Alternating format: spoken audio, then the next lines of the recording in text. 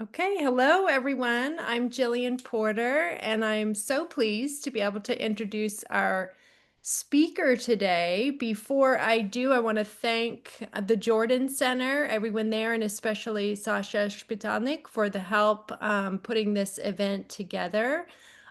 We are delighted to have with us Luba Golburt, who is an associate professor of Slavic languages and literatures at the University of California, Berkeley.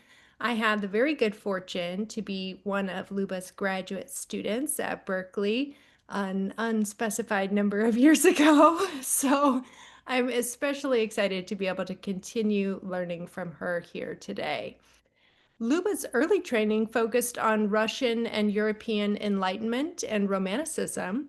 Her first book, which I'm sure many of you know, The First Epoch, the 18th Century, and the Russian Cultural Imagination from 2014, was recognized with numerous honors and awards from ATSEAL, from the 18th Century Russian Studies Association, and from the Association for Women in Slavic Studies.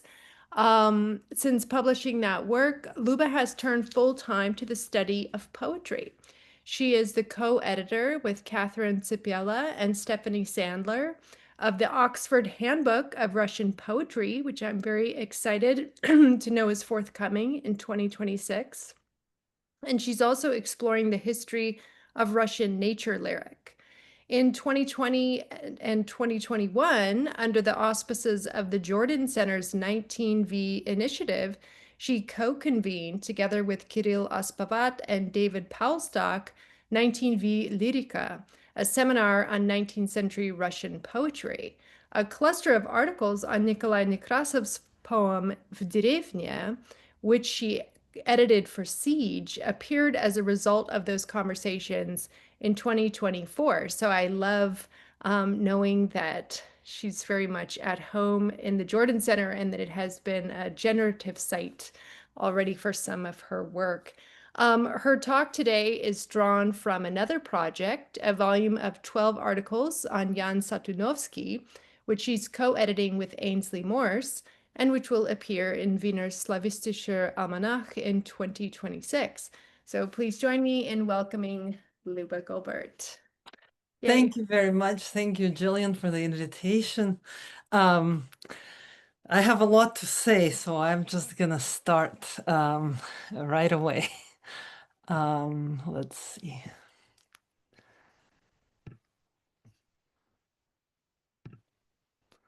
Here we go. Can everyone see this? Some kind of a, yeah. Yes. Okay, perfect, beautiful. So Satunovsky is becoming more of a presence in the continuously revised 20th century poetic canon. And hopefully this critical volume that Jillian mentioned that is being co-edited with by me and Ainsley Morse, who is here, I'm very happy to see her, and the bilingual volume of translations that Ainsley and Philip Redko are putting together will make him a familiar name to everybody. In the meantime, one still has to introduce him, but I'll do so minimally to register this kind of liminal space between him becoming, not being very well known and becoming really, really famous, which we all hope he will be. I'll do so by citing from his short autobiographical sketch. Hold on, now I can't. Oh, let's see. Okay, this was going well, but how's this? Yes, okay. You can all read it in English. Here, as you can see, he recounts his life in Ukraine before the war, his participation in multiple wars. It's a very kind of staccato listing of all the events that shaped his biography. And then we get to the post-war time, which in fact, as you can see, is quite a significant portion of his life that is summed up in a very short couple of paragraphs. So I'll give you a moment to read this and we will come back to this biography.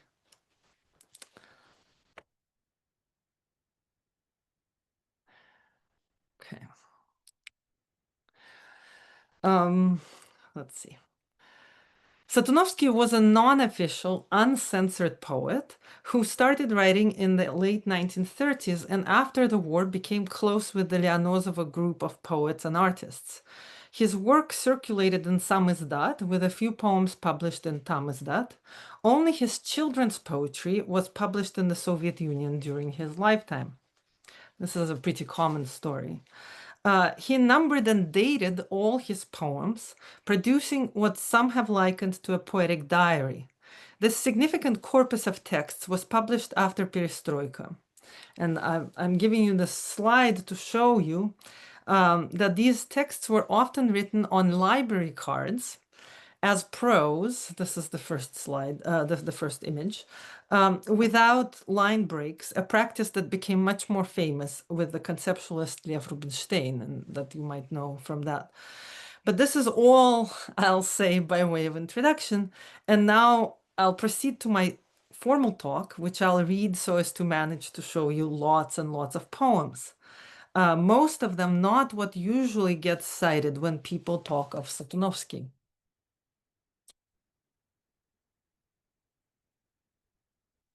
In characterizing Satunovsky's distinctive lyric subject, scholars have noted two interrelated features: a reliance on external borrowed speech and an attitude of detached observation. This lyric speaker ironically absorbs official rhetoric and everyday Soviet vernacular alongside and as part of his own speech.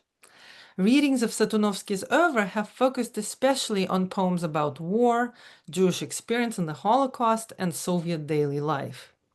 But no attention has been paid to his many poems on aging and old age, of which I will show you a small but representative sampling today.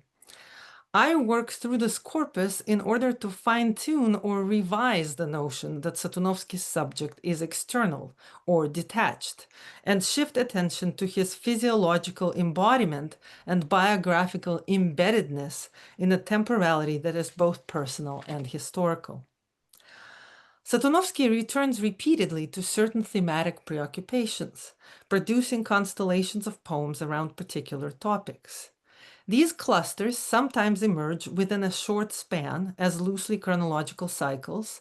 In other cases, as with old age, they accrue across decades, suggesting a long-term recursive engagement. We often encounter this tendency toward cyclization or elaboration of theme through variations in poets working in the short lyric form, going back to Fyodor Tyutchev and Afanasy Fет, in the 19th century, and particularly abundant among poets in Satunovsky's Lianosova milieu, especially Igor Kholin and Всеволод Nekrasov, whom I'll quote briefly today. Instead of a series of individual close readings, I'd like us to think of my examples instead or as well as a kind of accretion that reveals persistent creative habits and collectively helps us describe the structure of a lyric subject and temporalities shaped less by a narrative arc or Bildung than by patterned repetition.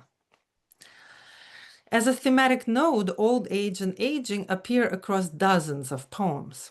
And my thesis is that together they frame Satunovsky's lyric subject as a biohistorical construct. By biohistorical, I mean to draw attention to the dense entanglement of biological and historical time in Satunovsky's short form.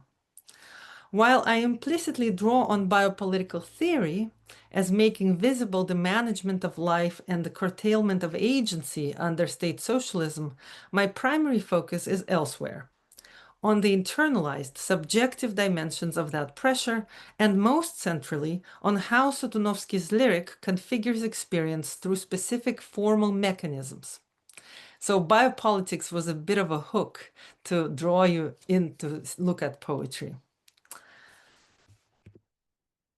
The thematic focus on aging as a temporal and experiential category brings into sharper relief such qualities of Satunovsky's short lyric as the split subject, parataxis, ellipsis, and numerical shorthand, as well as an intonational inflection that constitutes the subject indirectly, through voice rather than extensive biographical detail.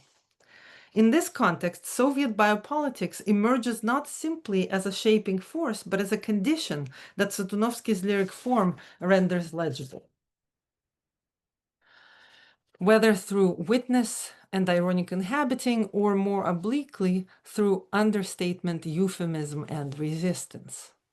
More broadly, then, this is a conversation about life writing in post-war Soviet literature. By demonstrating how non-narrative compressed forms can function as biographical practice. My immediate goal is reading Satunovsky as at the intersection of lyric voice, historicity, and biography. And the result, hopefully, is to understand the distinctive quality of his poetics. The idea is that it's time to read Satunovsky as Satunovsky, right? Not maybe as part of Lianozova or non-official culture, specific configurations of this non-official culture or thematic clusters with other poets, but as a poet in his own right.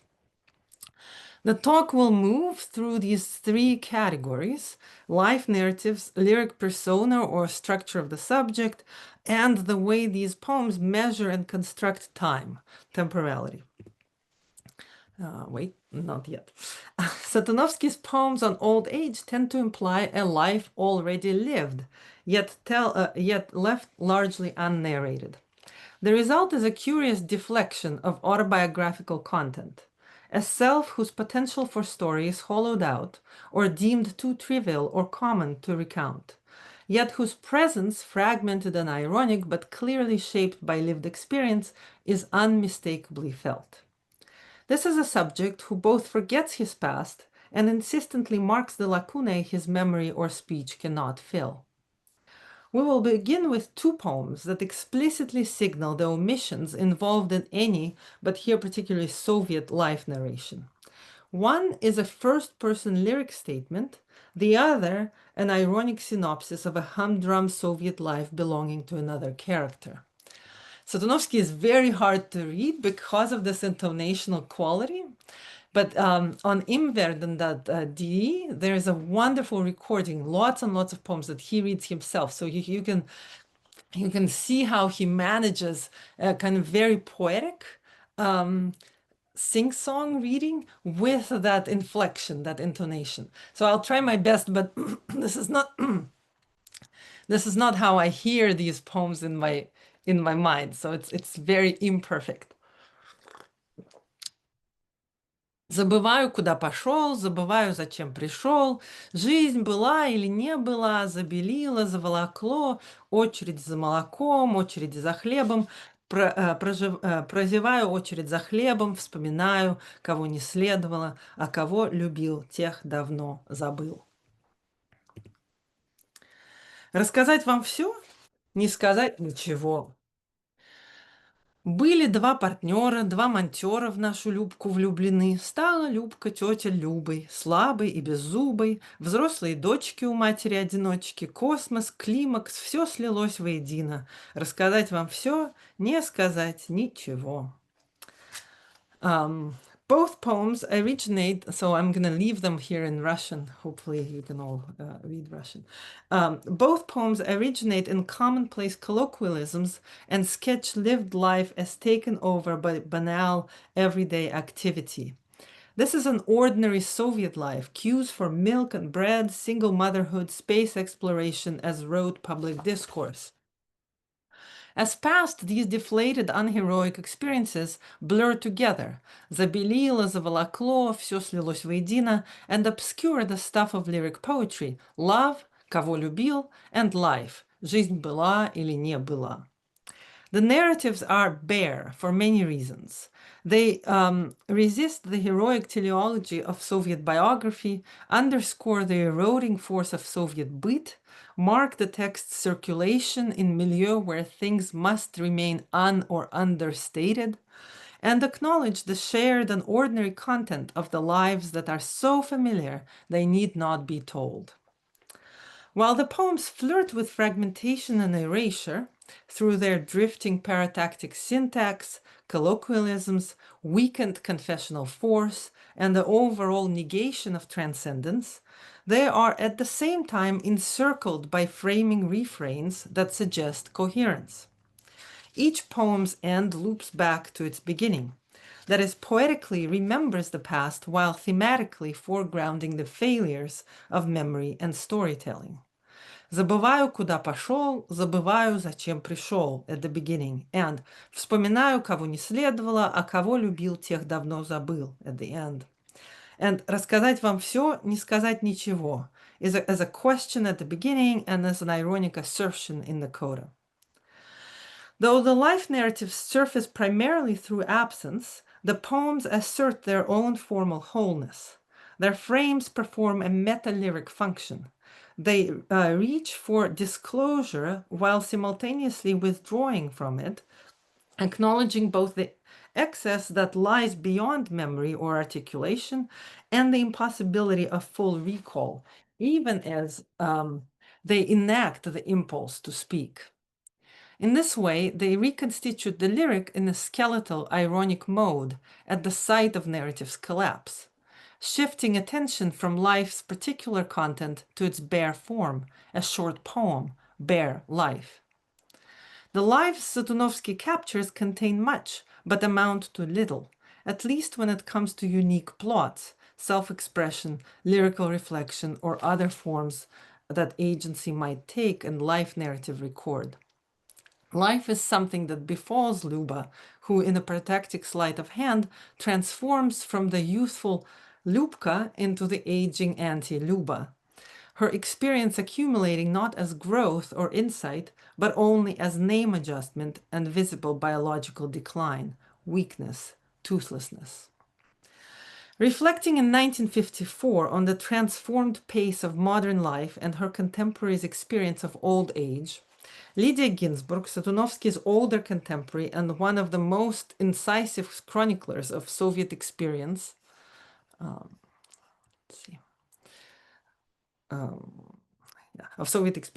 draws an illuminating distinction between biological and social aging. The 20th century subject, she argues, lives according to fixed life scenarios that delay or even foreclose the arrival of maturity. Если зрелости не будет, если сознание стабильно, совершается только биологический процесс отряхления. Загадочность будущего – основной признак молодости по понятиям XIX века. Человек XX века, не знающий, что именно случится с ним завтра, представляет себе зато, что ждет его через год, через 10 и 20 лет. В его развитии предвидимо все – образование, предприятие, учреждение, место пребывания. Теоретически учреждение и место пребывания пожизненны. While presented as an observation about the 20th century generally, the stasis that Ginsburg describes sums up particularly the post-war Soviet reality and its bureaucratically framed milestones – образование, предприятие, учреждение, место пребывания. Under the conditions of monotony, a young person's future becomes predictable and static, and old age arrives as an external phenomenon. Exposing the discrepancy between man's biological and social being. The same temporal suspension that flattens lived experience and thwarts the 20th century subject's maturity also stunts creative life when it is forced underground. Ginsburg, speaking in general philosophical terms, but no doubt including herself, turns briefly to the fate of the unrealized man, нереализовавшийся человек, and the uncanny decay of unofficial writing when left without a reader. Oi, no, that was the wrong quote. Did you just read this one instead of this? No. Okay, one quote was left outside, sorry. Написанное в стол, к сожалению, не лежит там спокойно. Время, отказавшее этой продукции в нормальной социальной жизни, не отказывает ей в смерти, в распаде. 50-летний, скажем, автор насчитывает уже несколько периодов творчества в стол: раннее, зрелое, позднее. Он может следить, как написанное лежа в столе теряет своевременность, как в нем проступают черты наивности или безвкусицы, как загнивает нежившая материя. In this poignant fragment, historical time both passes the drawer-bound work by and dates it. Withheld and bounded, what is forced to remain private is nevertheless forcibly imprinted with public history. The disjunctures and the complex mutual imprinting between public and private time structure the split subject of Satunovsky's lyric and motivate the many ellipses in his construction of biography. Satunovsky's subject is, in this sense, the unofficial subject par excellence. Being unofficial doesn't require being an underground writer. It names a condition of unrealizability, where life unfolds out of sync with official time and gets told through ironic gaps rather than coherent narrative. This subject exists between public and private time, constantly marking the contradictions and acts of withholding that define this double temporality. That he is thinking along the same lines as Ginsberg, that Satunovsky is thinking along the same lines as Ginsberg, is clear from his bitter declaration in one poem that the meaning of poetry is to live without going stale. В чем смысл поэзии, если не в том, чтобы жить, не залеживаясь? Satunovsky makes formally, poetically palpable the same insight that Ginsberg articulates philosophically: the paradox of time denied as development, yet still unfolding as chronology, delay, and senescence. A New Year's poem captures this predicament with stark simplicity. Вот уже в 64-м году я иду по снежной Остоженке, вот уже в 64-м году я стою у стоянки автобуса, и чего я таюсь, и чего я жду, вот уже в 64-м году. Here, the steady, and by the way, I want to thank Ainsley for these translations. These are all from this volume that will hopefully come out in 2027, I think. And you can probably see how hard it is to capture the intonation in these poems. They're simple, but they're not simple at all. Here, the steady march of calendar time only accentuates the subject's own inertia and resignation. Contrasting with the imperfective verbs of his daily routines and habits of self-censoring and hiding, the refrain, вот уже and now, creates a sense of both change and stasis, immediacy and belatedness, as if the timestamp of 1964 and the arrival of the new year should carry meaning, but instead do not register anything new. A complication of this contrastive temporality can be seen in one of Satunovsky's best-known poems, written the day after the Warsaw Pact troops entered Czechoslovakia in August 1968. Какое крестьянство, какая интеллигенция, какой рабочий класс. Еще вчера по-чешски, позор, позор, сегодня по-русски. Когда же я буду жить? Мне уже за 30. Я ошибся, мне уже под 60. In his overview of Russian literary responses to the invasion, Tomasz Glantz identifies in the final stanza the same suspension or even reversal of Bildung that Ginsberg theorizes. This is a quote. A kind of negative initiation takes place. If initiation typically marks an individual's transition to a new stage of development, a rise, here we see the opposite tendency toward descent. End quote. While the discrete statements made in each of the poem's three parts are more or less legible on their own, it is crucial to unpack the dialectical relationship implied in their sequence. The idealism of class unity, questioned in the first stanza, is fully discredited by the Soviet military intervention, a political rupture that the second stanza renders poetically through code switching. Позор, the Czech cry of warning, morphs into its Russian echo, a false gesture of pan-Slavic affinity, where phonetic kinship only sharpens semantic and political estrangement, becoming instead an admission of shame. If the third stanza functions as a kind of synthesis, delivering the upshot of the collision between ideology and practice, staged in the first two, then the despair it voices is strikingly personal, retreating from historical event into autobiographical reckoning, a space of lyric utterance. An entire life, from Satunovsky's arrival in Czechoslovakia as a young officer in the Soviet Liberating Army, I'm already over 30. Again, this уже, right? To his involuntary complicity in the 1968 invasion as an aging Soviet citizen, I am already almost 60. This entire life is both invoked here and shown to be indefinitely deferred. Just as in our earlier examples, this life remains to be read between the lines but not narrated. If the contrast between еще вчера, just yesterday, and сегодня, today, marks an event, the Soviet regime's final fall from grace, the analogous contrast between the speaker's own past and present at 30 and 60 is conspicuously elided. Nothing changes. In the transfer of public history into the private domain, the event of the invasion is exposed not as a crisis, but as a symptom of a chronic condition, one in which life and agency are repeatedly thwarted. But the fact that the speaker can so drastically misstate his own age implies a still more radical realization, the unspoken equivalence between the Great War and the Czech invasion. His deferred life becomes a sacrifice to a permanent state of exception mandated by the entirety of Soviet history. The state of exception fits this poem uncannily well as a term.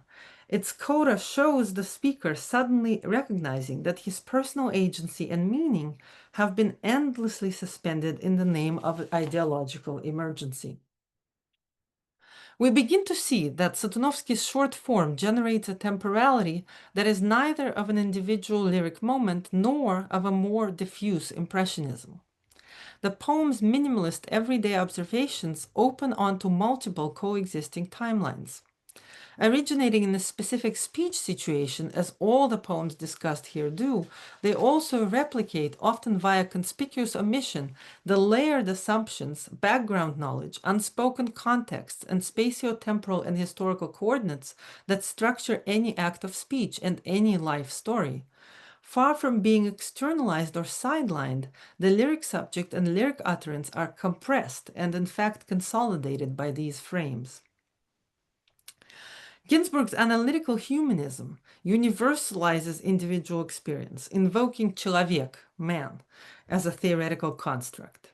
Satunovsky offers only brief vignettes toward the theory of constrained life, a theory that might be ironically intimated between the lines, but whose pathos finds no place in his lyric, or one might argue in the lyric more broadly as he understands it. His economical poetic form, by contrast, is committed to the particular, and specifically to its verbal intonational contour. In a much-cited commentary on Satunovsky, Всеволод Некрасов, his friend and comrade from Lianozova, captures this interplay between the individual and the universal. This is a quote. He knew and insisted on it. He'd been doing this for 30 years. The utterance is always a particularity, an individual case, singular. A poem is a private citizen, a particular phenomenon, personal and individual, and what is most one's own, most personal, that is the universal. The old trick of lyric poetry, the more I am I, the more I am anyone. That, as I see it, was Satunovsky's credo. End quote. Some preliminary conclusions then. Very preliminary because there's a lot more. All the poems discussed so far formally enact a constrained life and a censored biographical narrative.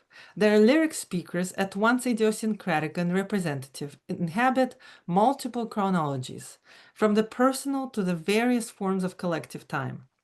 Their syntax elides cause or development and locates remnants of narrative in the intonational habits of everyday speech, leaving the short lyric form to contour these lacunae. In these texts, the individual comes into view through the inflection of ordinary language by poetic form. Both ordinary and poetic language are here understood as residue or distillate of experience.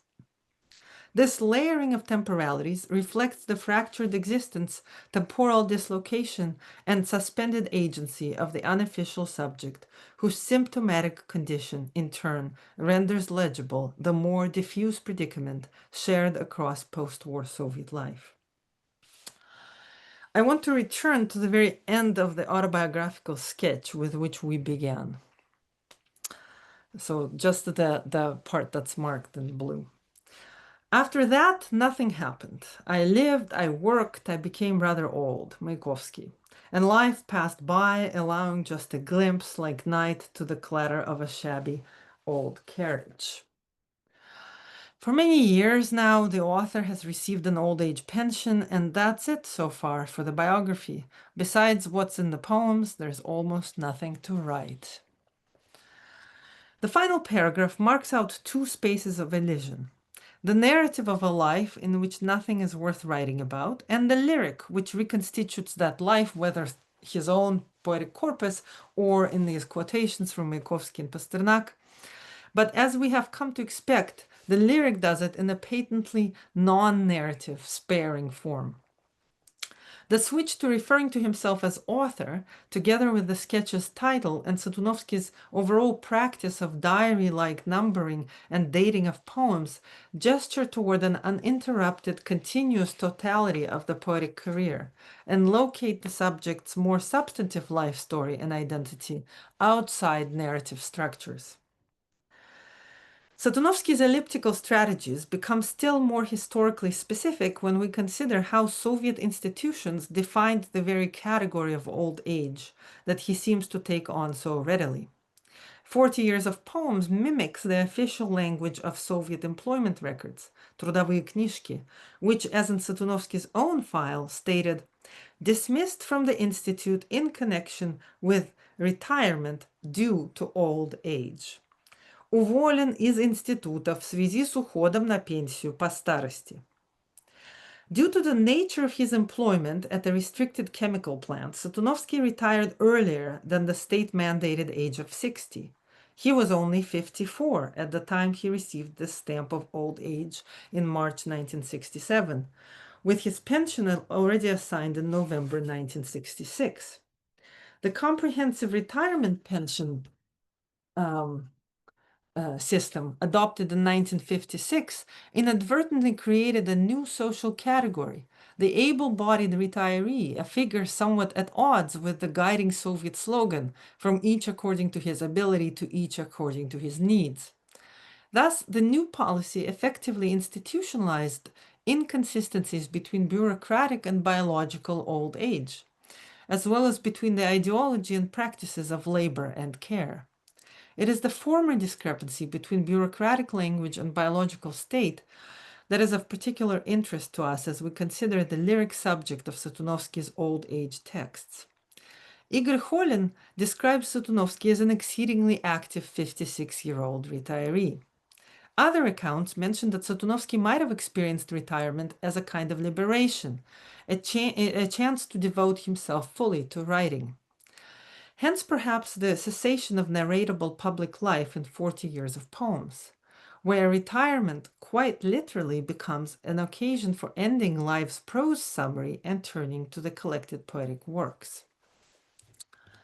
Satunovsky was a prolific doodler, and this is one of these doodles that comes at exactly the year that he retires, right? Starik Satunovsky. Stephen Lovell cites the following official age classification in effect when Satunovsky retired. In 1960, the Soviet medical classification of age was changed to take account of the increased life expectancy of Soviet people. Middle age was now extended to 60. Those between 60 and 75 were considered elderly. Old age proper began at 75. While those older than 90 were long livers, долгожители. End quote. Even by the newly adopted standards, Satunovsky's change of status was early.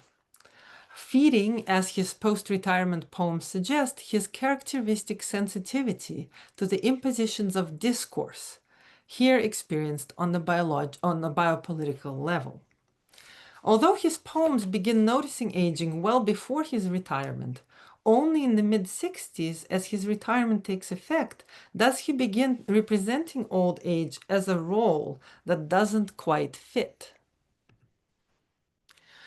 Никак не запомню, что я старик. Старик, такое амплуа. Никак не запомню.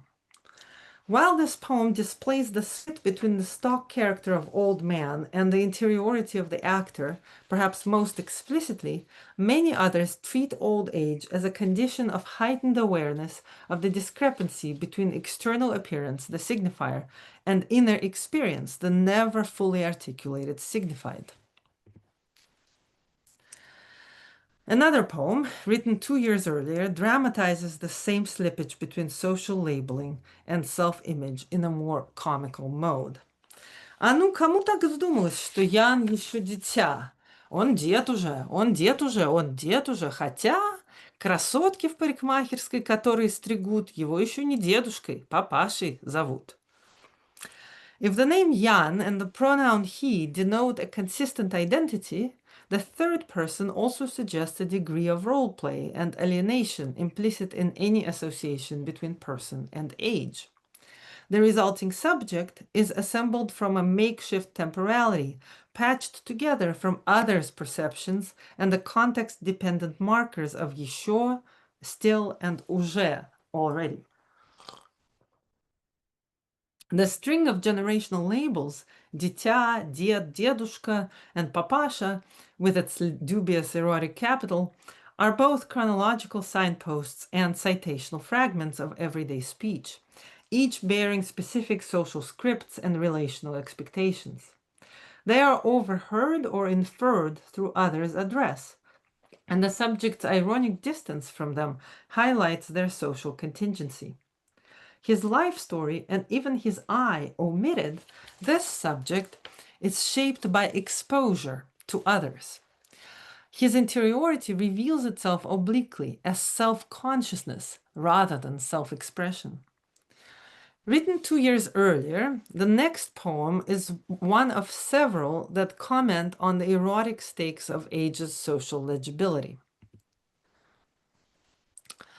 If the previous poem casts age as a matter of social address and nomenclature, Кусочек Сочи relocates this tension to the sphere of libidinous looking, where the aging subject's desire collides with his diminished capacity to be desired in return.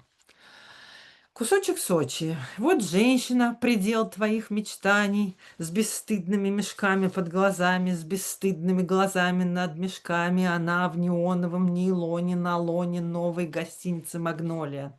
Еще кусочек.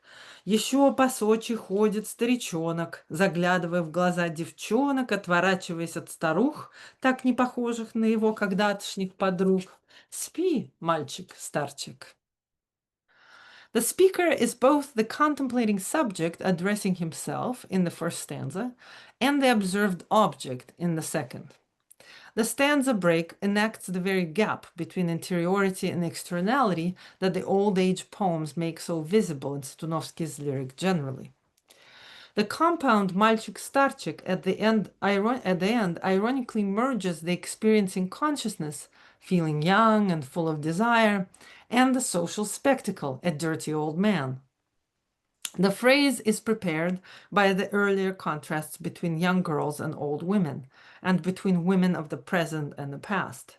But if the language of age categories differentiates between девчонки and старухи, and objectifies them into a typology, the subject's account of himself cannot make this distinction. He is both young and old at the same time. As with the generational categories in the previous poem, these age nouns designate fixed ontological properties, reductive for the subject's temporal complexity.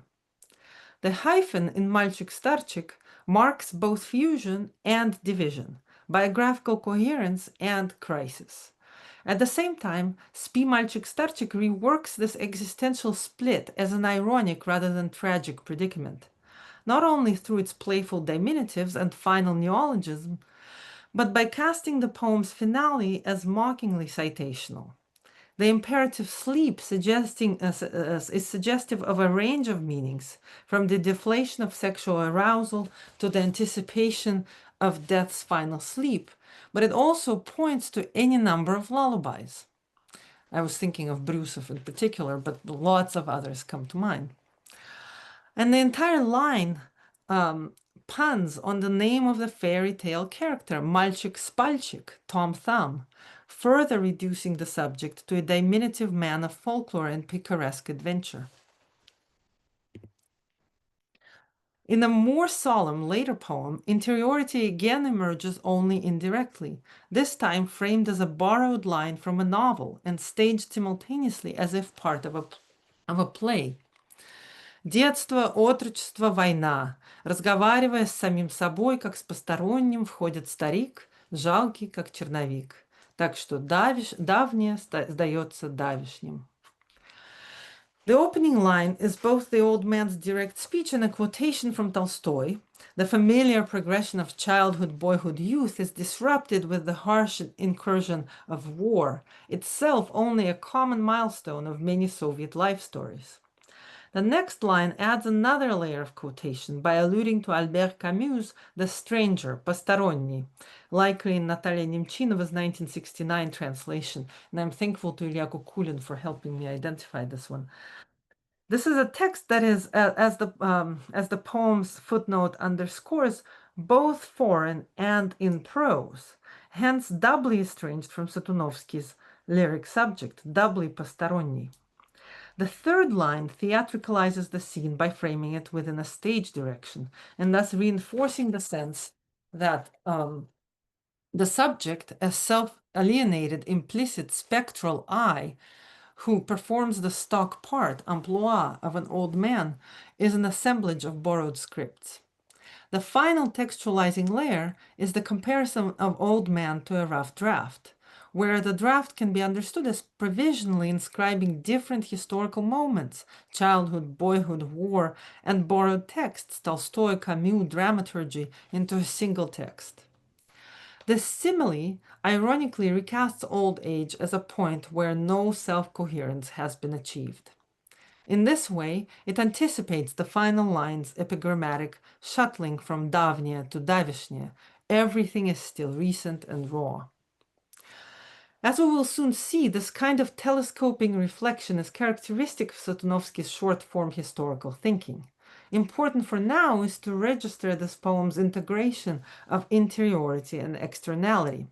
Paradoxically, lyric subjectivity emerges through its apparent dissolution into the ironic third person and borrowed scripts. The third person contains the shadowy presence of the first. The old man character, just like the previous poem's Мальчик Старчик, becomes a displaced site of the lyric self.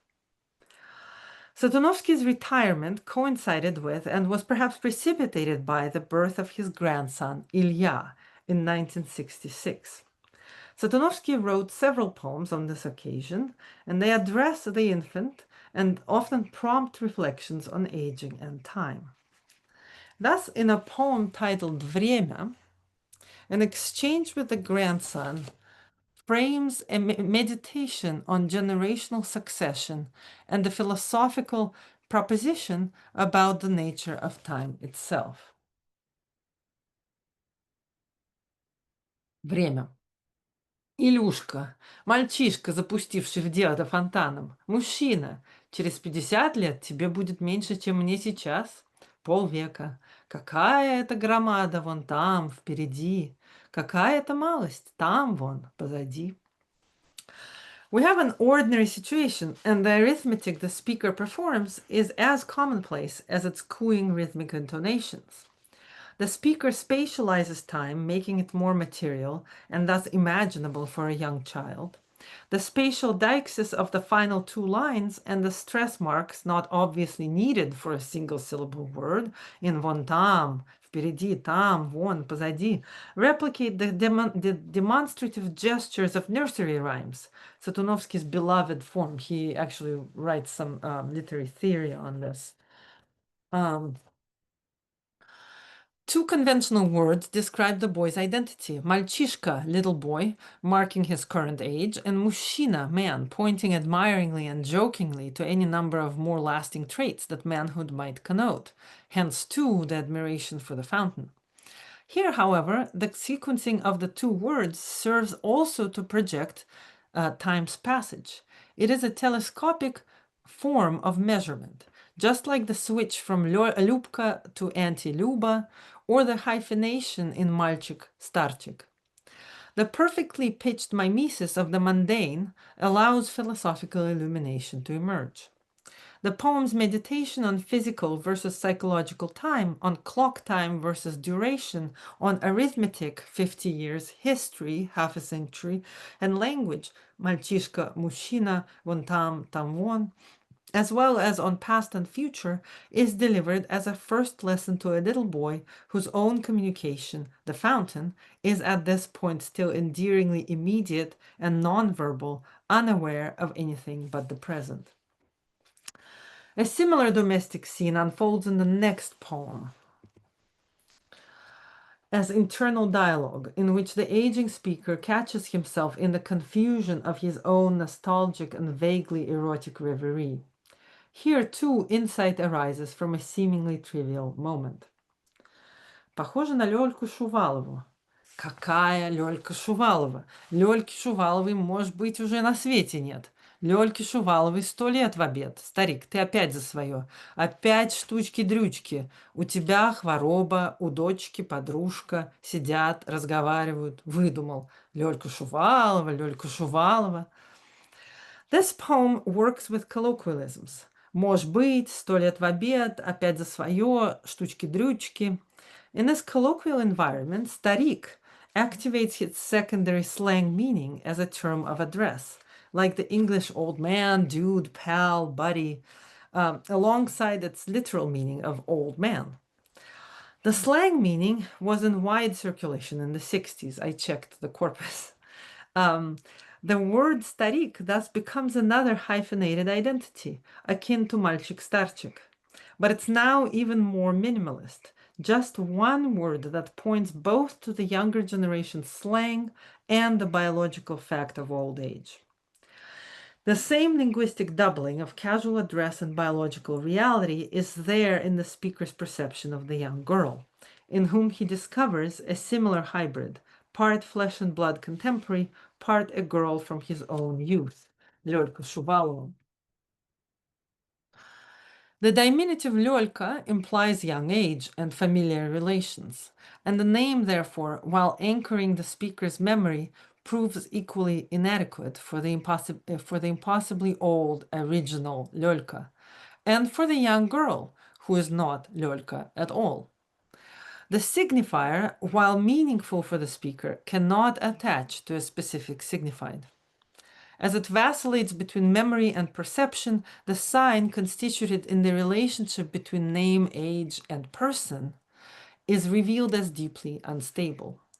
This layering of memory and perception makes it difficult to tell time, and only the speaker's own infirmity, хвороба, can serve as a reminder. Generational time structures both the grandson poems and this daughter one. At once linear and cyclical, it simultaneously draws attention to duration and catalyzes the slippages or ironic lack of distinction between past, present, and future. Ilyushka's future maturity, at slightly over 50, is measured against the speaker's present age. By virtue of their kinship, the grandson hypothetically replicates the grandfather's trajectory, but will do so only imperfectly. The boy's prospective 50 years differ greatly, if in the poem only quantitatively, gramada malist, right, from the grandfather's retrospective lived life. One might say that the daughter's role in the Лёлька Шувалова poem is in part to act as a placeholder for the speaker, who daydreams of insinuating himself into the pseudo-Лёльka's company, or of being her contemporary, of being young. Yet it is now the daughter's turn to be the young girl's peer. and the encounter with the original Lolka cannot be relived. More broadly, Satunovsky's thinking about generational time as duration and cyclicity is, I would suggest, connected to his play with semiotic instability. That we have seen, semiotic instability that we have seen in many of these poems. A limited repertoire of terms of familial relation come to signify an expansive and ever-aging cast of reference. These slippages are pithily summed up in a poem marking the death of Satunovsky's father in 1965, and likely also registering the news of his daughter's pregnancy. I'll just read the beginning. «Второй месяц, как мы схоронили деда, и теперь я стал дедом». This elegiac sentence compresses the transformation from son to grandfather. As the sole intonational eruption of lyric interiority, the emphatic stressed "ya" comes to recognize itself as a new referent for a borrowed, defamiliarized signifier "ded." The stress on the "ya" and the repetition and scare quotes around "ded" capture a moment between mourning's refusal to release the old referent and succession's demand for a new one. Generational time creates the conditions for semiotic slippage, and Satunovsky's minimalist form captures both the mechanical nature of this process and the subjective shock of living through it, just like everyone else, but for the first time. The generational strain in Satunovsky's poetry can be traced from the late 1950s onward. The poems analyzed thus far approached aging on a personal and familial scale. The next one moves to the level of literary and political history. It reconstructs, of course elliptically, the history of Soviet generations. The objective age 30, 40, 45 as numbers and subjective agedness are here plotted on the hidden temporal axes of pre-war past and post-war present. Вы были для нас стариками. Нам было сколько же? От силы 30, а вам? Вам уже под 40, а то и все, пожалуй, 45. Вы были для нас стариками, мы смотрели на вас, как на обреченных, и мычали, что, мол, старость не радость, а теперь нам самим за 40, и мы старики, пусть не для себя, для других. Again presented as a mundane everyman's reflection, the poem's spare numerical references, almost 40, maybe 45, are in fact specific historical markers that situate the speaker, his peers, and his older and younger contemporaries within specific Soviet generational cohorts. Starik, our favorite term, emerges here as a key category in Soviet generational thinking. Marietta Chudakova observes that starik was omnipresent in the Soviet lexicon of the 1920s and 30s. It carried not only age but also class associations and was applied both to бывшие люди, members of the former classes, rendered obsolete and even undesirable by the revolution, and to old Bolsheviks, the party's old guard or old-timers. Lenin himself was nicknamed starik within the party. While the term circulated broadly, its semantic instability allowed it to denote, depending on context, political obsolescence or revolutionary legitimacy. This symbolic discursive superannuation of different cohorts for ideological or other reasons, not having directly to do with biological age, continues into the post-war period. Certain social groups and age cohorts are consigned to the past even as youth and the future are celebrated by Soviet teleological discourse, especially in the 1920s and again during the thaw.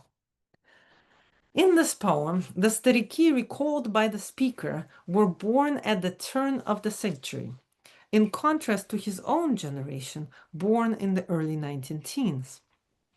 Both generations went to war, so the time remembered is the time when the war started. The older men, when they were in their 40s, the Satunovsky generation in their 30s. There, the older generation seemed condemned to perish. Both generations fought, but neither belong to the cohort most often associated with wartime heroism and post-war poetic authority. The frontовики, or frontline generation, born in the late 19-teens and early 1920s. And here I'm going to fill in the blanks with some poets' names. All of these poets were important for Satunovsky, and all of them are mentioned in his corpus. So we get a little bit of a literary history here. All implied, right? Never mentioned. So the frontовики generation, right, are his younger contemporaries, Boris Slutsky and David Samoilov, whose early adulthood was shaped directly by the war. The older generation included writers likewise significant to Satunovsky, such as the constructivist Ilya Silvinsky and Georgy Abalduev, who was, especially after the war, kind of under the radar, but Satunovsky knew him well. The poem even anticipates, perhaps only intuitively, the further supersession of Satunovsky's own generation, as well as Slutsky's, by the poets of the 1960s, the post-war generation. I don't think he mentions Yevtushenko or Voznесensky, although I can't be sure, but he definitely mentions Kushner critically. What seem at first glance minor generational gaps, mere years, emerge here as historically and aesthetically charged distinctions, refracted through the Soviet idiom of aging, utility, and survival. Yet this fine-grained vision coexists with the sense that things merely repeat themselves, and that experience that had seemed unique invariably falls into an ironic pattern. This deeper historical layering is intimated beneath the speaker's casual generational musings, the faux rationalism of arithmetic, and the eternal return of starik as an alienating designation.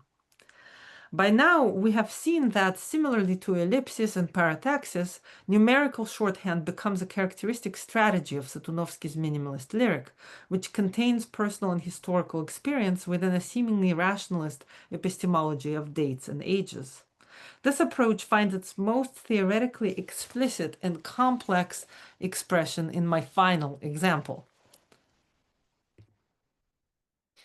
A prose poem from 1975 that takes Henri Bergson, the philosopher of subjective temporal experience, as its point of departure. Философ Анри Бергсон умер в 1941 году. Франция уже 2 года воевала. А я думал, это что-то такое, что еще до 13-го года. Потому что до 13-го, до моего рождения, до моей жизни, это абсолютно не то, что в 41-м или, допустим, 21-м году. В 21-м у нас во дворе, в сортире повесился какой-то дяденька. На Украине был голод. До сих пор помню, какая это вкуснятина макуха, или жмых, по-русски сказать. Мы боялись заскакивать в уборную. В низком ящике у входа жрали что-то свиноподобные крысы. Мы хлопали и хлопали дверью, мы кричали «Пошли вон!», а они не уходили, только зырили на нас. Еще через 10 лет я в университете проходил Канта и Лавуазье, а в 41-м осенью драпал через Херсон до Мелитополя со всем своим взводом на грузовике. It is unclear whether, at what point in his career, and how much Bergson Satunovsky had actually read. What we can assert with some certainty is that he knew of Bergson's considerable influence on Russian modernism, of Soviet Marxism's harsh critique, which cast Bergson as a dangerous idealist, and of the philosopher's significance for Marcel Proust, whose À la Recherche Satunovsky was reading at about the same time that this prose poem was written. That the connection of Bergson and Proust is crucial to this text becomes apparent in the image of Makucha or Жмых, a Holodomor, Madeleine. Its sudden coming into focus both instantiates the image remembrance mechanisms of the Bergsonian Proustian involuntary memory and ironizes the self-indulgence of its bourgeois Parisian origins. But the poem betrays a deeper engagement with Bergson as well, one of appropriation and irony, just as with the image of Makucha. As you, of course, know, Bergson championed the subjective experience of time as more reflective of human experience than mechanical chronology. Ironically, it is the speaker's own subjective perception of time that condemns the philosopher to premature death in his consciousness. In his experience, in Satunovsky's or the speaker's experience, Bergson must have been long dead. On the other hand, the quantified rational clock time, whether as dates in this poem, 1913, 1921, a decade later, that is 1931, and then 1941, or numbers marking age in the previous poems, function as Madeleine-like sensory cues, each triggering its own cascade of involuntary memory in seeming contradiction to Bergson's critique of clock time as a distortion of true durational consciousness. Thus, 1921 conjures the hanged man, the famine, the taste of makucha, the ravenous rats. As a poetic shorthand, a poetic device, each number carries a hefty experiential cargo. Chronology expresses subjectivity. And thus, Satunovsky, not generally thought of as a metaphysical poet, but I hope we see that he is, playfully weighs in on one of the most artistically significant philosophical debates of the 20th century, that over clock versus lived time. As a poetic device of compaction and euphemism, calendar time encodes lived time. On the surface, the poem establishes Bergson's irrelevance in the world of a Soviet subject born on the eve of the revolution, arguing for the radical non-synchronicity of Bergson's and the speaker's own life.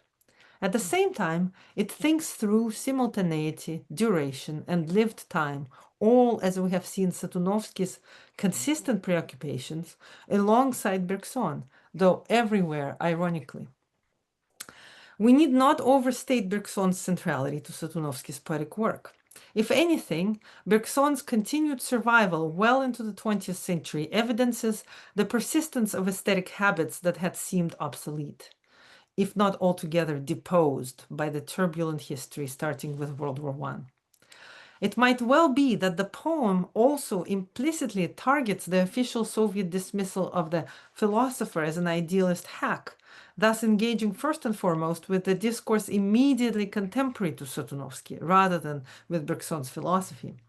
Still, Satunovsky's short, seemingly perfunctory form and the ostensible spontaneity of his colloquial style belie the steadiness with which his oeuvre meditates on subjectivity and temporality. It's been important for me to show that he is a poet of thought. And now the conclusion. The unlikely affinity between Bergson and Satunovsky comes through in their shared and continued preoccupation with subjective time. In Satunovsky's case, this engagement emerges not in opposition to clock time, official history, or biopolitical constraint, but precisely in proximity to them, within a heightened awareness of their pressures and in the interstices of borrowed units of measurement and borrowed language. Most importantly, this engagement with temporality manifests in a form radically different from the associative prose narrative engendered by literature's engagement with philosophy of time in the 20th century. From Proust to Joyce to Mandelstam of The Noise of Time and Pasternak of Dr. Zhivago and Ochranная Gрамота. Satunovsky is a kind of anti-Proust. He embeds temporal consciousness in lyric speech that compresses narrative arc and the space of the subject. With their telescoping effects and the ironic entrenchment of interiority in the cracks between borrowed language and outsider perspective, his poems on aging demonstrate how the minimalist lyric can function as a mode of life writing and constitute the subject not through extensive articulation, but through various forms of shorthand. More than any other thematic cluster in Satunovsky's oeuvre, the old age poems bring to the fore several key aspects of his poetics. Satunovsky achieves lyricism, indeed lyric intensity, by consistently paring back lyrical self-expression.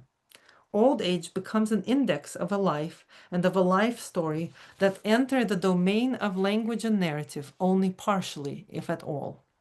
Furthermore, the subject who thus remains outside narrative is experienced by readers of his poetry as simultaneously omnipresent and under-articulated. This subject is profoundly split, not externalized or detached, as some scholars claim, but intensely aware of his own interiority, youthful, desirous, critical, piercing, striving outward, sexually, politically, poetically. At the same time, he is also conscious of his external manifestation, aging, unattractive, constrained, and composed from borrowed or incidental language. This figure is, at core, a мальчик, старчик, an unofficial subject, an unrealized man, shaped at once by clock time and lived time, a biohistorical construct. Thank you.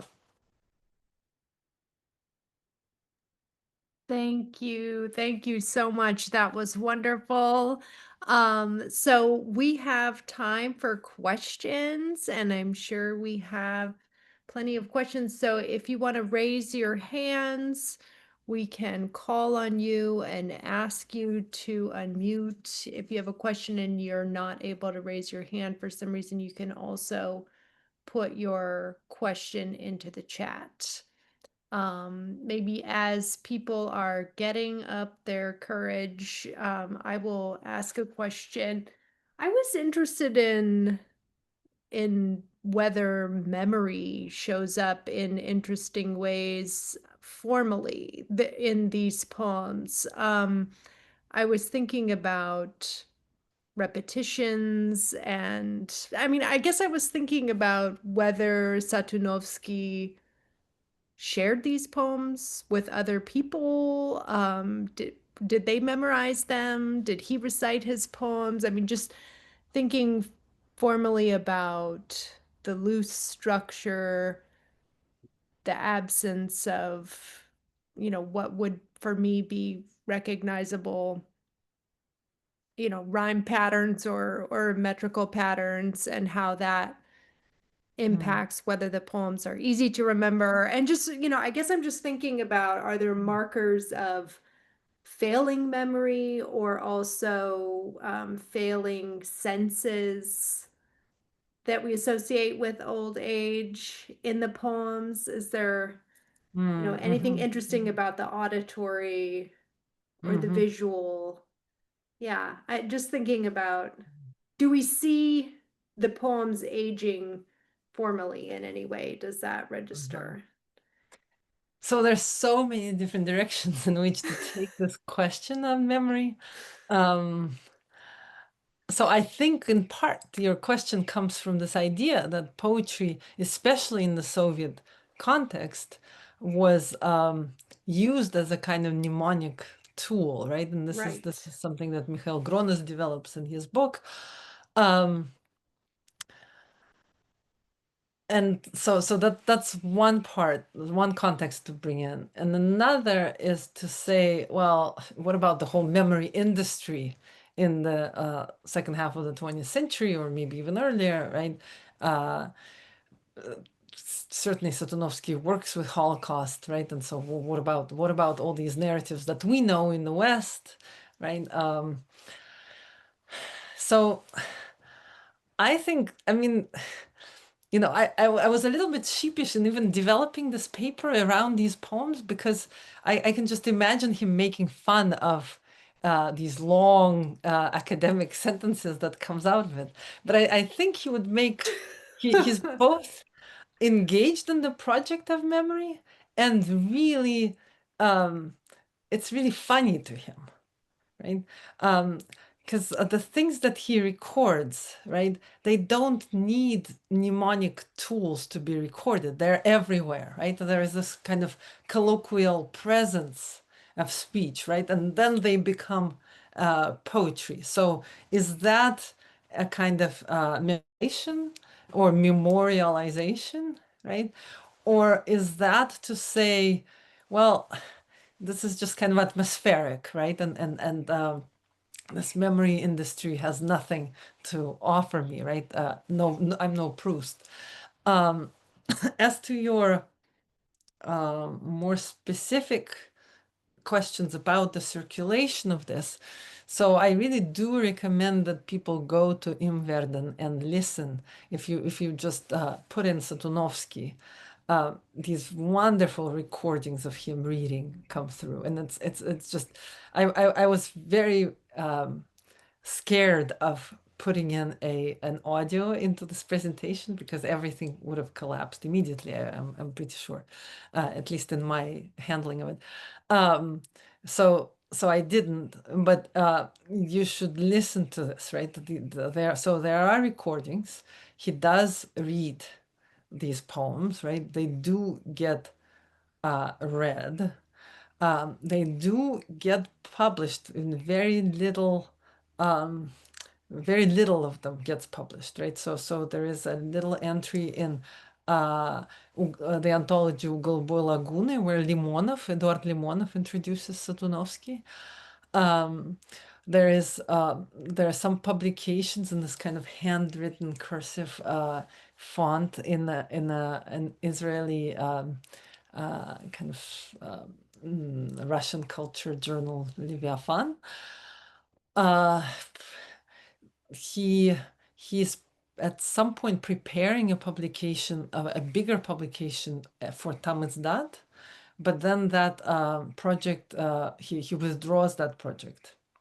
From what we know, he was really, really cautious about publicizing his work. His brother describes him as fearful and even cowardly, and makes much of this contrast between his kind of cowardly ways around publicizing this, right? And around not saying things explicitly, right? And his incredibly daring poems. Thank you. Thank you. We have another question from Mila, and we can ask you to unmute. Thank you very much. Thank you, Luba, for a wonderful paper. I wonder to what extent the most famous Мальчик-старчик of the era was relevant for Satunovsky's poetry. And I mean Lenin, who is always grandfather Lenin, but also always Такой молодой, right? да, Ленин такой такой молодой. молодой. And another question, and it is striking how similar Satunovsky's poem was on an inscription in a Capuchin script in Rome. You are you are what we have been, and we are what you will become. And which precisely reflects this binocular vision that you mentioned. And I wonder, do you think that Satunovsky had it in mind? So I don't know about Rome, right, specifically, but your question, right, which kind of brings us into the this kind of perennial, right? It's a structure, it's an eternal structure of thought, right? Makes me think more about. So I'm very interested in how this kind of minimalism, this casualness, right, are in fact very literary, and how he works with the tradition, right? We know that he reads and thinks about poetry a lot. So your question makes me think of the elegy as a tradition, right?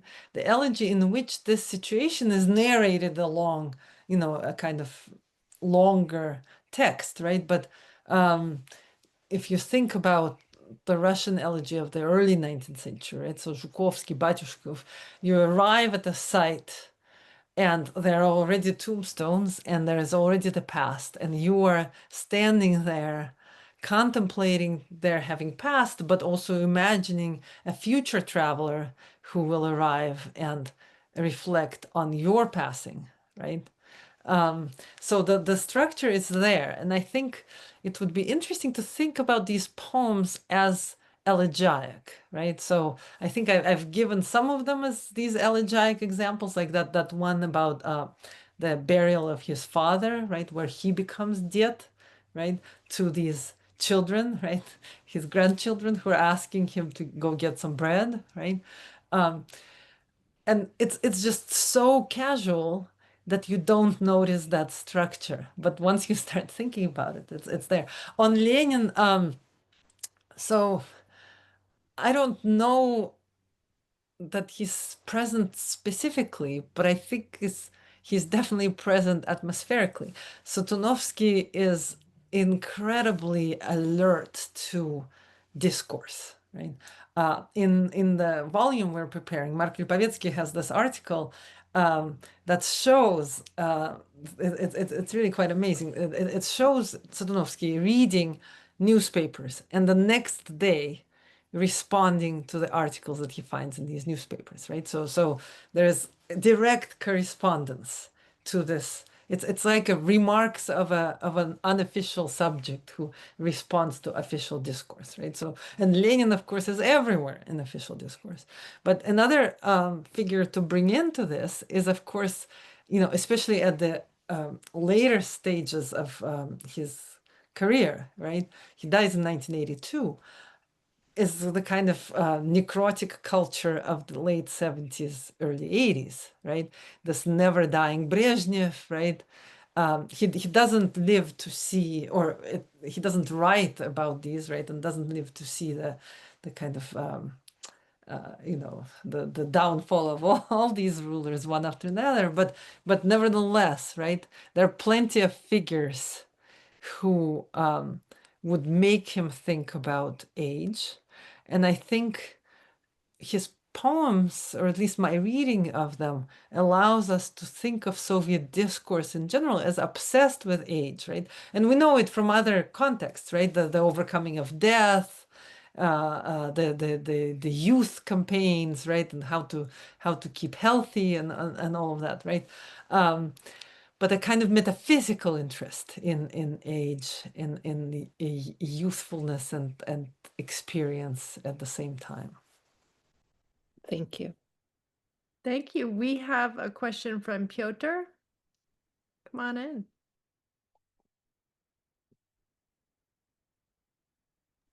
We will ask you to unmute. Thank you. I think I'm unmuted. Are people hearing? Yeah.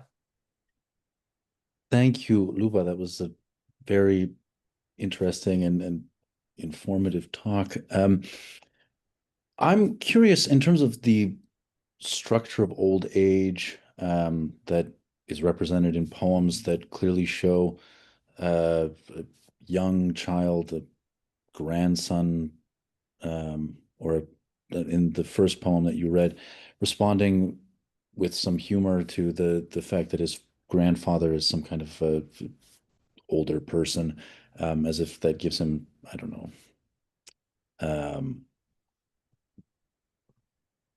authority or something like this. A typical response of a child to a grandfather. Is there some kind of distance that the poet has to that ordinary quotidian experience that would make for a greater kind of I suppose normalizing of the kind of poetry that he was writing as an older person? And also, more interestingly, considering my grandfather was also a published writer in Warsaw and referred to people that he knew who were public figures and not only people that he wrote about, whom he read. He also was interested in sometimes mentioning people that he was close to or addressing in his poems. It seems as though the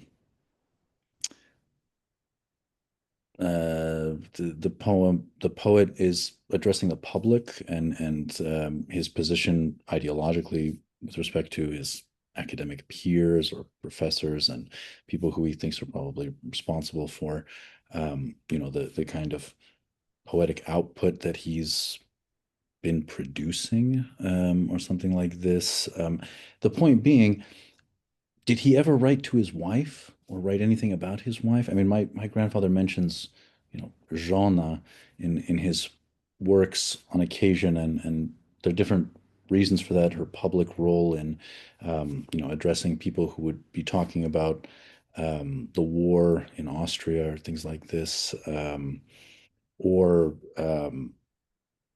other matters. He never addresses really directly my grandfather, the role of his wife in his son's life, except perhaps her absence at the end of some kind of like my father hearing her in the elevator in the hallway or something like this, and that was so long ago that it's not really significant when my grandfather is writing about it. The point being, is there anything, I suppose, of romantic interest even to an ordinary person who would be reading would be reading this? Well, so he's an ironic poet, right? The love lyric is not really his genre. His wife is mentioned sometimes in not very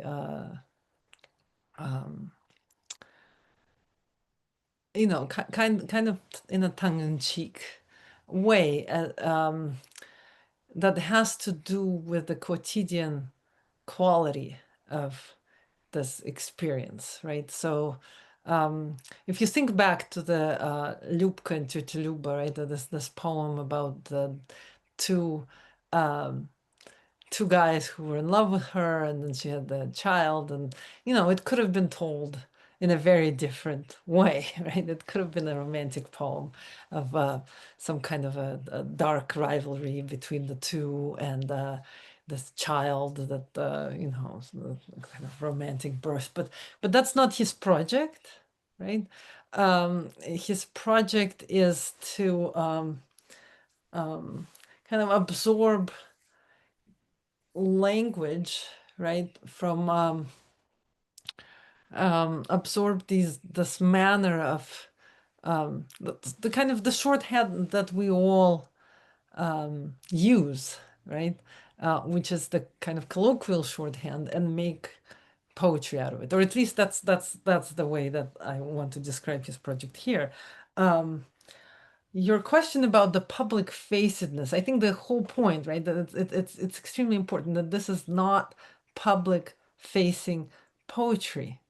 This is poetry or remarks that one kind of mumbles to oneself, right? Think about the Lolka Shuvalova poem, right? He's talking to himself.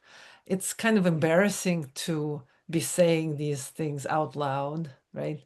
The girl is gonna think he's creepy, right? Your dad is creepy, right? So that's not like if you think of the volume of these poems, it's quite low, right? But it's public facing in a very different way, right? It's kind of reflecting the voices of the public, right? It's a if you think of all sorts of democratic projects of official Soviet poetry, right? This idea that you reflect the voice of the masses, right? He does it very, very differently, right? In this very understated whisper, right? So that's the poetics that I think I would describe.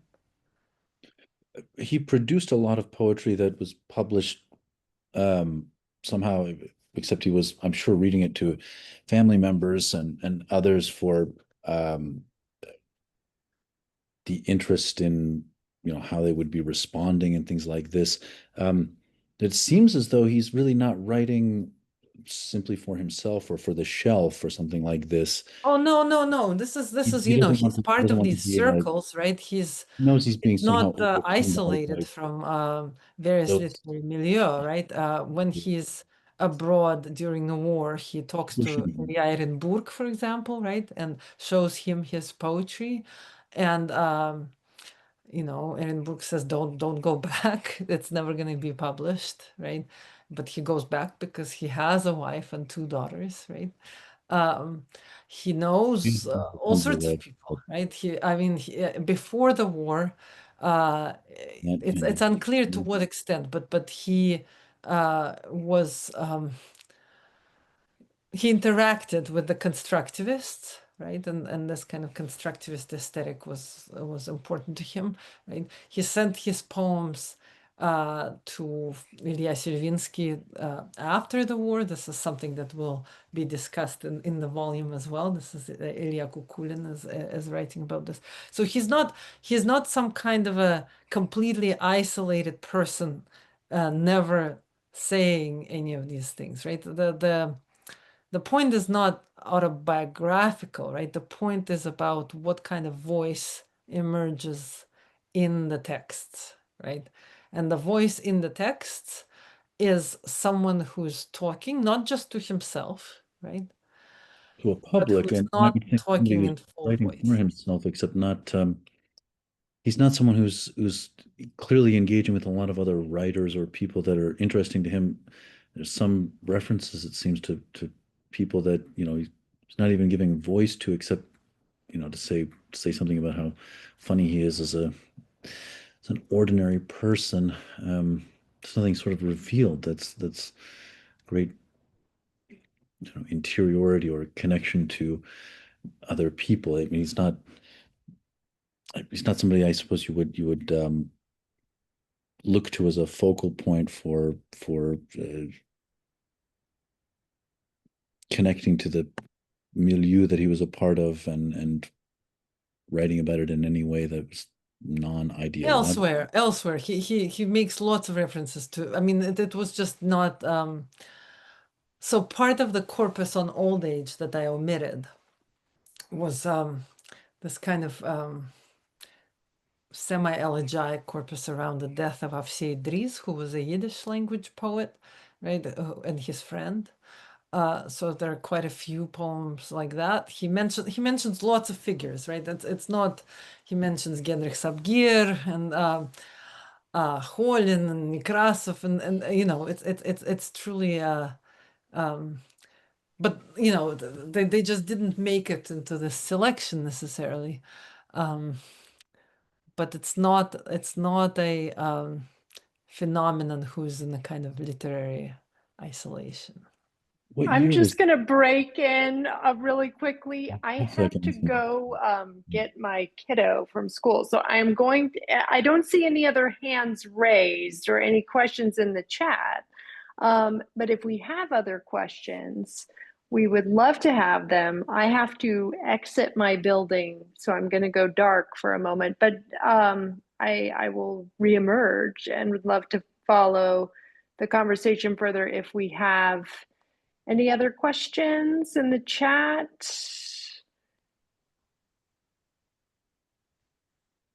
No.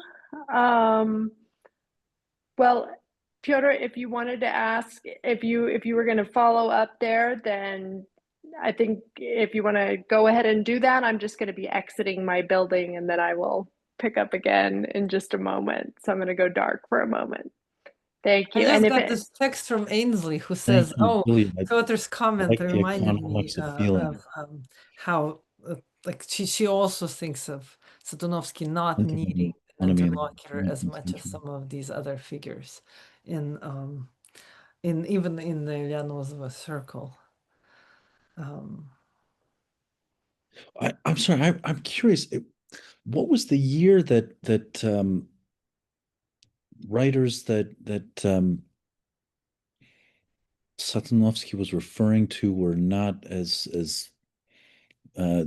he wasn't publishing those particular writers that year? And was there something that made that a more interesting time for? Was he writing less? Was he concentrating on something that, you know, was um, I suppose more family oriented or something? People that he, you know, Sorry, spent which growing up with. year do you mean, or which moment in this? Well,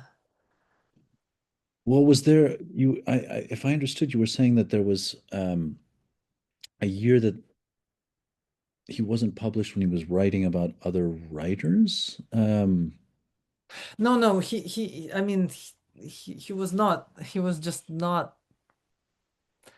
No, I understand that. so he published some children's poetry,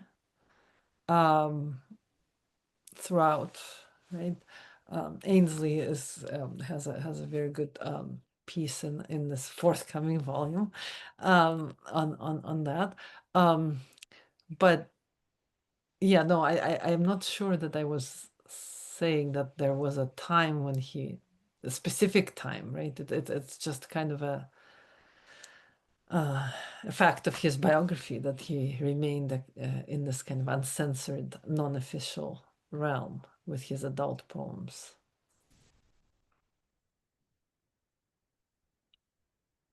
Very difficult for someone who has as many ideas that were unique to him as Oh yeah, as yeah, Satunovsky.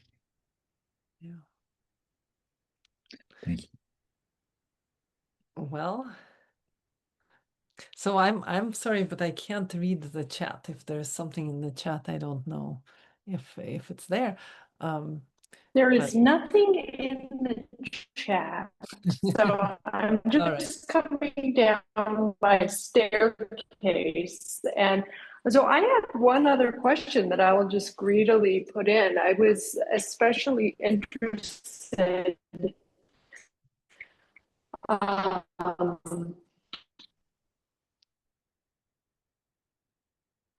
Oh, Jillian, I'm especially interested in your question, but you've disappeared. Maybe once you emerge from the staircase. Yes, okay. Well, she's not there. I think that Jillian may have lost connection. I no longer see her in oh, there she is. Okay. Hey, Jillian, can you hear us? Yes, I'm so sorry. Oh, that's okay. I got cut off in the stairwell. Thank Okay, you we can so hear much. you now. I had wanted to ask about the formulation, Luba, where you said that this is poetry, not of self-expression, but of self-consciousness. And one example of that I saw in the poems that especially stuck out to me was where Satunovsky was saying, where he writes that now they're the Sadiki, or at least others perceive them to be that, or something along those Yeah. lines. But I just wondered, this move from self-expression to self-consciousness, is this something that you see, is this a broader phenomenon in 20th century lyric, or to what extent is this specific to Satunovsky and his poetry about aging? And to what extent is this, representative of broader trends in lyric in the time? It's hard to speak of broader things, maybe because I'm a myopic kind of reader of poetry. I like these individual projects and forms and devices, right? So, but the context that maybe would be interesting to write this into is the kind of increasing ironic attitude or discomfort with lyric subjectivity, with the lyric as a form of self-expression, right? This kind of romantic inheritance, right? And so various kinds of experiments with eliding the lyric I, right? With not saying yeah, right? Not being confessional, not being autobiographical, right? And it's interesting because it's the kind of poetry that's a lot harder to translate, it turns out. So you might be familiar with some of the political poetry that speaks from this contemporary, right? From this experience and narrates the body and the prehistories of various things, right? This kind of confessional mode. But there is a very interesting, robust other side to Russian poetry in the 20th century, right? And particularly post-war, late Soviet, unofficial, right? That speaks with a very diminished, right? I think for Satunovsky, what's important, especially in these poems, right, is how he combines in very short texts an external perspective on himself, right, with some kind of completely like compressed and enlightened and diminished space where we might think, oh, he's speaking about himself, right? Right, but he never says, oh, I feel bad about not being able to hang out with these young girls, right? That's just not his scenario, right? Well, that moment of the documentation of his, as I understood it, forced retirement due to old age, due to an age restriction that he had not yet actually met. That was just such a great example where you have the bureaucracy essentially describing the subject. This is who you are, this is your life, this is your age, and it's completely out of touch with the reality of his lived experience and biological fact or time. Right, so but it's funny, I right? think That's what we want to probably retain from this also, right? That language is funny. Right. But there's a real person squeezed in there somewhere, right, and squeezed out of the documentary record. It's living in those elliptical spaces. So I thought it was just and then the poems do exactly that, right? Like they replicate the squeezing out, right, and yet somehow make some space for that subjectivity to reside. Right. So, well, thank you so much. I don't see any other hands, and we don't have anything in the chat, so I imagine people are tuning in as they're in transit here and there, and I'm so glad that we got to hear from you, and I hope you'll hear from some folks by email, perhaps, with more questions. And I will definitely be looking forward to the volume and the handbook and everything else to come. So I think we can release you to go teach. I'm going to go teach now. Okay. Thank you very much, everyone. And thank you for your questions. Thanks to everyone for coming. All right. Goodbye. Have a good afternoon. Bye-bye.